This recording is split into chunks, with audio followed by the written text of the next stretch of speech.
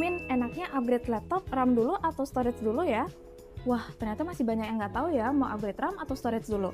Sini Mimin jelasin karena jawabannya tergantung kebutuhan. Kalau kamu butuh performa buat gaming, editing, atau coding biar makin ngebut, upgrade RAM dulu. Apalagi RAM dual channel bikin performa kamu makin smooth. Tapi kalau laptopmu udah kepenuhan file, loading lama, atau pengen menyimpan lebih banyak data, baru deh upgrade ke storage biar makin lega dan cepat. Sayangnya sekarang harga RAM sama SSD lagi naik banget nih gara-gara bubble AI.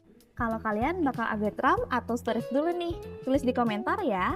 Dan jangan lupa follow akun ini karena next kita bakal bahas kapan waktu terbaik buat upgrade RAM sesuai dengan kebutuhan laptop kamu. See you!